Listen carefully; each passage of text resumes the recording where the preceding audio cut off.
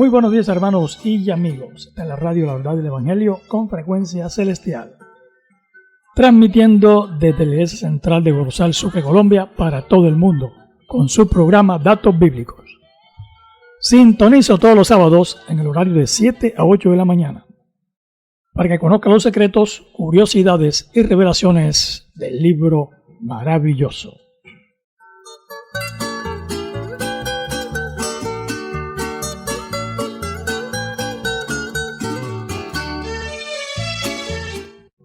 Estamos con las figuras literarias de la Biblia y hoy tenemos un nuevo tema, el polisíndeton. El polisíndeton es una figura retórica que consiste en la repetición deliberada de conjunciones como i, o, ni, u, e, para alcanzar palabras o frases dentro de una oración. Su uso crea un efecto de acumulación, énfasis o intensidad, dando la sensación de que los elementos mencionados son numerosos o impactantes. Es importante notar que el polisíndeton, la repetición de la conjunción y la coma, es una parte integral que refuerza el estilo de esta figura literaria. Siempre el polisíndeton va acompañado de la y la coma. Eso es importante resaltarlo porque los ejemplos que vamos a ver tienen esta connotación. Tenemos un primer ejemplo en Éxodo 20, versículo 10. Mas el séptimo día es de reposo para Jehová tu Dios. No hagas en él obra alguna, ni tu hijo, ni tu hija, ni tu siervo, ni tu criada, ni tu bestia, ni extranjero que está dentro de tus puertas. Aquí se repite la palabra ni y se usa la coma para enfatizar la prohibición absoluta de trabajar en el día de reposo. El polisíndeton crea una lista completa y explícita de aquellos a quienes se aplica el mandamiento. Al mencionar hijo, hija, siervo, criada, bestia, extranjero y la repetición de ni añade claridad. Asegura que todas las posibilidades están cubiertas. No hay espacio para interpretación que excluya a alguien de esta regla. Esto destaca la importancia del día de reposo como ley sagrada establecida por Dios, que debe ser obedecida por todos, sin distinciones. El polisíndeton enfatiza que la universalidad del mandamiento del día de reposo, asegurando que todos los miembros de la sociedad, sin importar su posición, están incluidos en la observación de esta ley divina. Efectivamente, el polisíndeton pertenece a esa amplia gama de géneros literarios que se encuentran sumergidos en la palabra de Dios. Es Dios poniendo énfasis en aquello que quiere que prestemos atención. En el caso citado del día de reposo sabemos que es una institución para el pueblo de Israel donde se honra al Señor. Y nosotros en el Nuevo Testamento tenemos la sentencia de nuestro Padre Celestial que dijo lo siguiente en Mateo capítulo 12, y los versículos 7 y 8. Si supieses qué significa misericordia quiero y no sacrificio, no condenarían al inocente, porque el Hijo del Hombre es el Señor del día de reposo. Entonces, el día de reposo es una institución netamente que observa el pueblo de Israel. Pero para la fe universal, me refiero a fe universal, es a los cristianos que no somos de origen judío y que por lo tanto no estamos obligados a guardar la ley judía porque no la conocemos. Sin embargo, el Señor para nosotros se nos ofrece como ese día de reposo, como ese verdadero descanso, como esa paz que necesitamos, porque Él mismo dijo, venid a mí y yo os haré descansar. Entonces, es hermoso el paralelismo que guarda las Escrituras y cómo estos detalles gramaticales nos ofrecen la riqueza y la hermosura de la palabra. Estas figuras literarias nos enseñan a dividir las Escrituras y ubicarnos.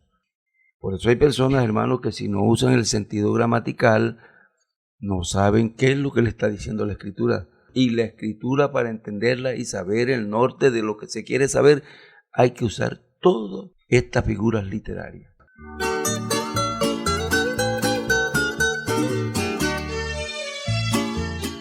Bueno, queremos invitar a toda nuestra audiencia para que se suscriban a nuestro canal La Verdad del Evangelio ahí en YouTube. Toca la campanita, denle un me gusta. Eso nos motiva a nosotros a seguir adelante con cada sábado una nueva programación. Y de esta forma usted se informa y se forma.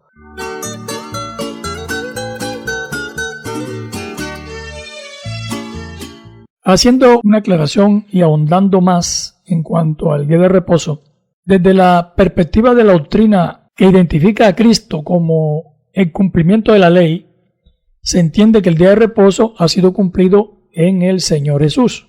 Hebreos 4, de 9 al 10 dice: por tanto, queda un reposo para el pueblo de Dios, porque ha entrado en su reposo. También ha reposado de sus obras como Dios de las suyas. Este pasaje refuerza la idea de que el reposo de Dios es algo espiritual y eterno, no limitado a un día semanal. Esto se interpreta que el verdadero descanso, el reposo espiritual, se encuentra en Jesucristo. El que recibe a Jesucristo entra en ese reposo espiritual y solo debe confiar en la obra redentora del Señor Jesús. Los que entran en su reposo encuentran paz interna, una seguridad en la salvación que no depende de sus propias acciones, sino de la gracia de Dios. En Mateo 11:28 dice: venid a mí todos los que estáis trabajados y cargados, y yo os haré descansar. Así, el día de reposo ya no se limita a la observancia del sábado, sino que es una experiencia continua de paz y descanso en la relación con Dios. Hay una doctrina hoy día que está pululando por el mundo, conocida como la doctrina del adventismo. Son los más acérrimos guardianes del séptimo día. Y algunos han exaltado tanto el sábado que está casi por encima de la figura preponderante del Señor Jesús. Y según la historia, un hombre llamado William Miller, que era un ministro bautista, vivía en Nueva York, y otros líderes de distintas denominaciones, en ese entonces, como decía, eran pocos los que sabían leer y tenían las escrituras. Estos hombres se reunían y comenzaban a compartir textos bíblicos para formar debates sanos y así llegar a conclusiones sobre doctrinas. Entonces, Miller estaba obsesionado con Daniel 8:14, hablando sobre la profecía de los 3 años y medio o 2300 días. Se le dio una interpretación particular y en esa reunión concluyeron que el Señor Jesucristo volvería a la tierra en el año 1843. Miller comenzó a enseñar esto durante 25 años antes. La profecía no se cumplió. Eso desilusionó mucho a un grupo. Dio origen ese o no cumplimiento de esa profecía a 3 vertientes, porque la predicación de Miller la clasificaron como el gran fracaso. Entonces nace el movimiento de los adventistas, pero Miller no se unió a ellos. Un adventismo que van aferrándose al día de reposo. Ese grupo lo lidera Irán Edson, y interpretó las profecías bíblicas de Daniel, sobre todo, literalmente. Y dijo que Miller se había equivocado porque había desconocido que ese es el juicio de Dios y que la Escritura había que mirarla desde el punto de vista del juicio castigador que Dios traería para los falsos intérpretes. De manera que podríamos decir que excomulgó a Miller.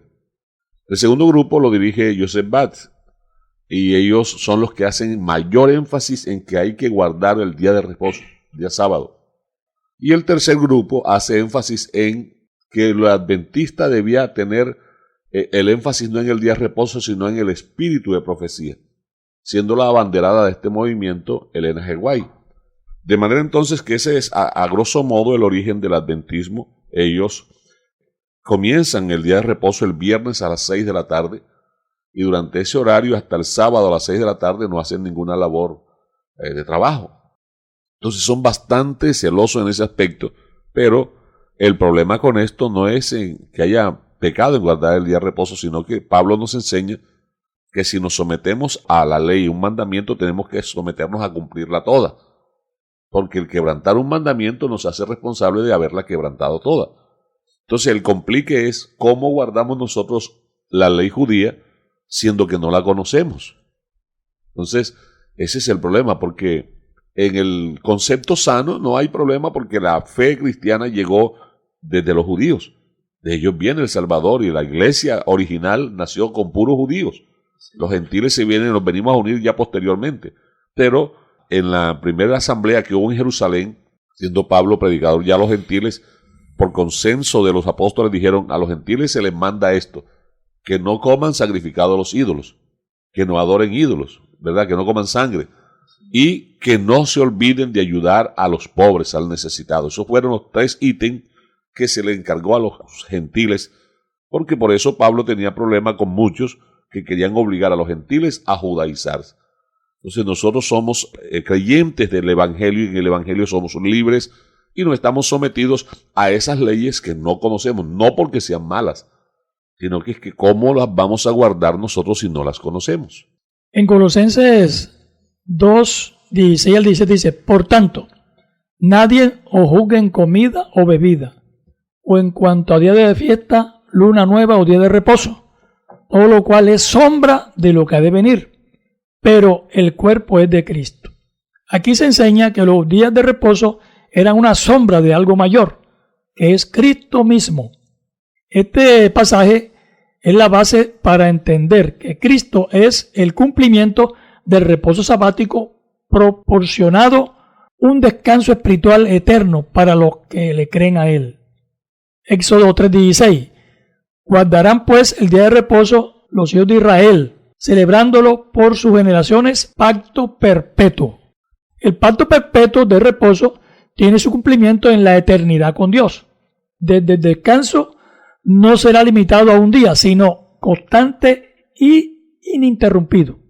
Aunque en Israel físico no será eterno en esta tierra, el pacto de reposo encuentra su cumplimiento en Cristo y se perpetúa en la eternidad con Dios, donde el pueblo redimido, judío más gentiles, disfrutarán del reposo final.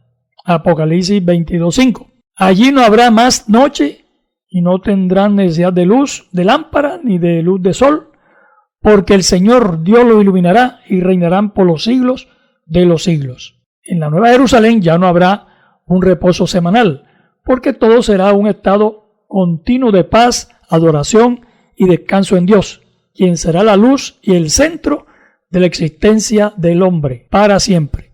El día de reposo, establecido como pacto perpetuo, apunta proféticamente al descanso eterno en la presencia de Dios. Este es el cumplimiento final del propósito del día de reposo. Sí, no olvidemos que hay un paralelismo entre lo que ocurre en la tierra, que es una pequeña copia de lo que en el cielo acontece. Por ejemplo, en la oración modelo el Señor dijo: hágase en la tierra como se hace en el cielo. O sea, total obediencia. Y en el cielo lo que hay es eterno, es permanente. Por lo tanto, esa cultura celestial Dios la ha traído a la tierra. Mire que con respecto al tiempo del fin, dice Mateo: y será predicado el evangelio del reino en todo el mundo, para testimonio a todas las naciones, y entonces vendrá el fin. Orad pues que vuestra huida no sea en invierno o en día de reposo. Esto tiene que ver con la segunda venida del Señor y netamente con la nación hebrea, porque ya para entonces la iglesia no estará aquí sobre la tierra y nosotros no estamos obligados a guardar el día de reposo. Entonces es una profecía que enmarca perfectamente a la cultura hebrea, porque para nosotros, bien decía el hermano Ubaldo, el reposo lo hallamos totalmente en Cristo Jesús. Usted que está en Cristo, nosotros que estamos en Cristo, hermanos, sabemos que estamos en el verdadero día de reposo, porque Cristo es nuestro reposo. Así que si usted está en Cristo, ha guardado la ley, entonces te haces acreedor a que eres cumplidor de la ley, pero en Cristo Jesús. No estamos atacando a ninguna denominación, sino ampliándole a todos ustedes Amén. Lo que el texto bíblico dice. Por ejemplo, está el séptimo día literal, el sábado de cada semana. Eso es un día de reposo, pero el pueblo hebreo observaba otro día de reposo que era el séptimo año. Tenían que darle descanso a la tierra literalmente, no se cultivaban. El año sexto tenían que sembrar el doble para recoger y almacenar, y el año séptimo era para dejar descansar la tierra para que así no se fuera a volver infértil. Nosotros no es que violentamos el día de reposo, porque ya en los tiempos del Señor Jesús estaban desubicados, honrando más al día de reposo que al Dios del día de reposo. Por eso el Señor dijo: el Hijo del Hombre es Señor del día de reposo, y por eso sanó a los enfermos, dando énfasis y explicando él que el hombre no fue hecho por causa del día de reposo, sino más bien el día de reposo fue hecho a causa del hombre, para que el hombre descansara. Ahora en Cristo, la dimensión es que para nosotros no adoramos solamente el sábado, nosotros adoramos cualquier día, porque los de este movimiento actualmente estigmatizan a los que adoramos, por ejemplo, los domingos, porque dicen que estamos adorando al Dios Sol. pero es que nosotros no adoramos el día. Nos reunimos los domingos porque en el almanaque laboral nuestro, ese es el día que no laboramos. Entonces nos queda más fácil para reunirnos en congregación y rendirle culto a nuestro Dios. Pero igual lo hacemos el martes. Amén. Y el jueves y cualquier día. Para nosotros no hay día ni momento, amén, ¿verdad? Porque somos libres en Cristo de adorarlo y de entrar en su reposo en el cualquier momento. Entonces, que quede claro, no estamos en contra de ninguna de estas denominaciones, estamos en pos de anunciar lo que la palabra de Dios dice conforme a las Escrituras.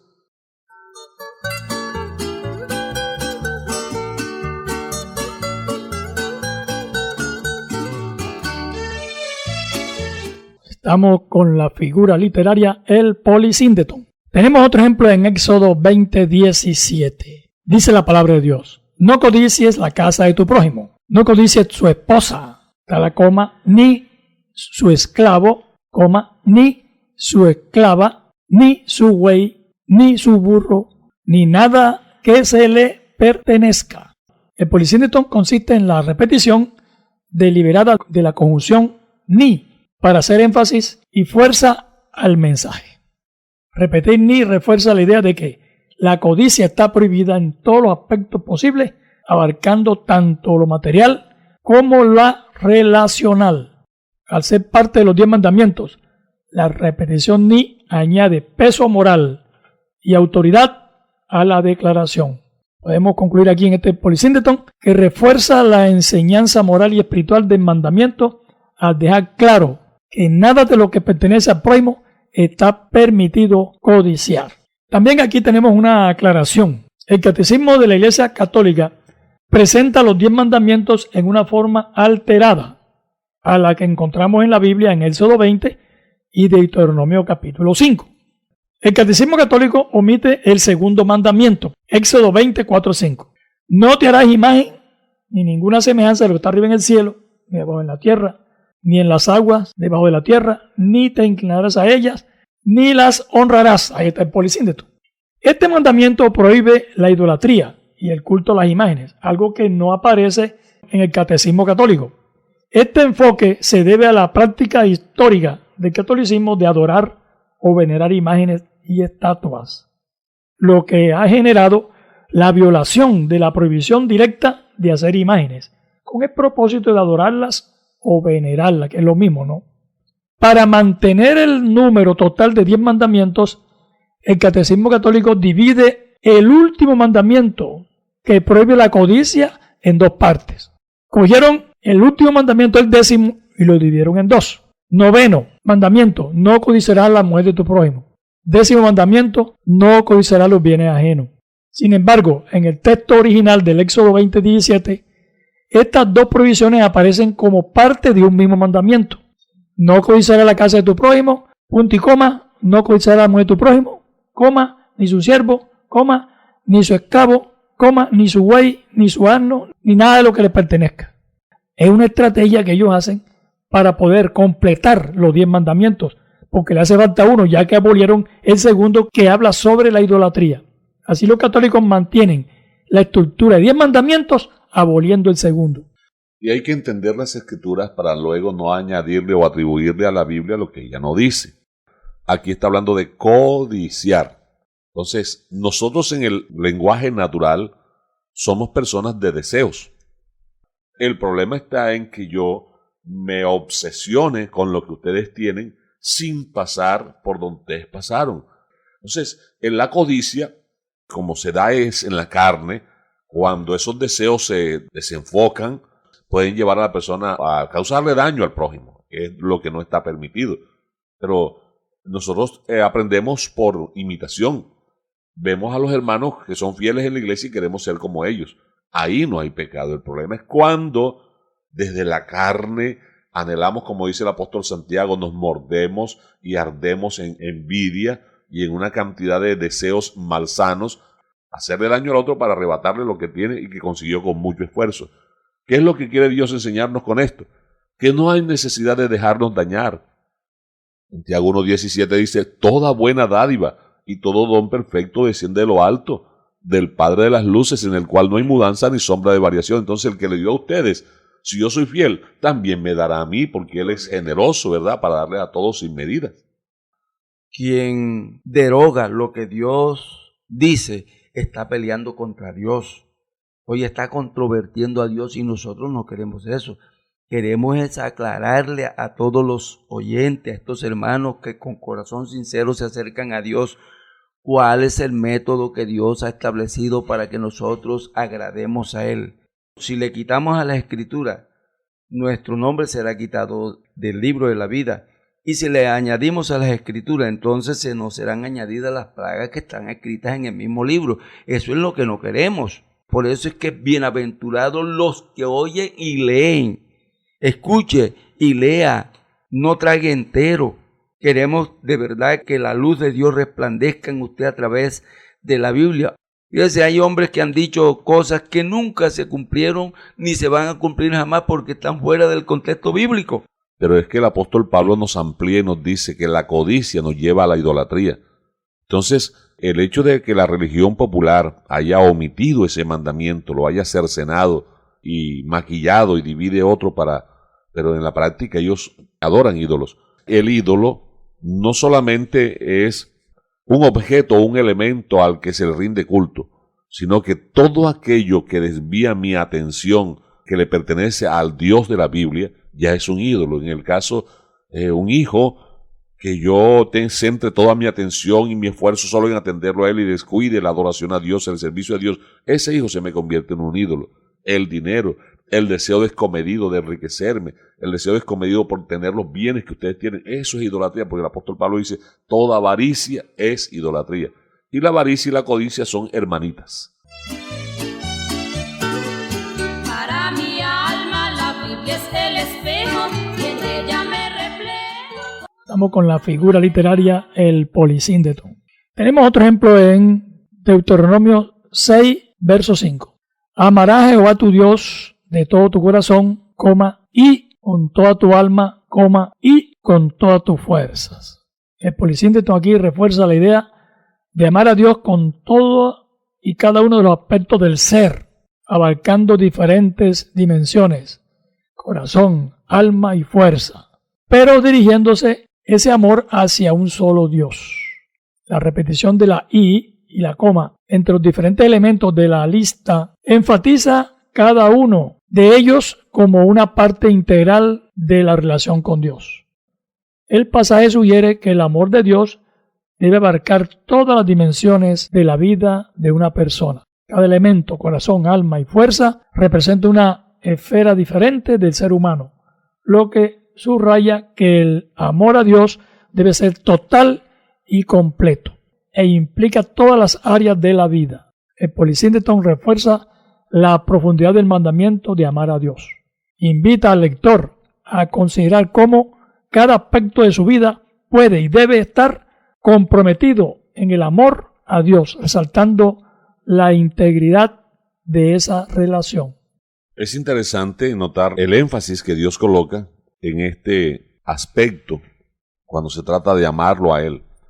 Partamos del plano natural.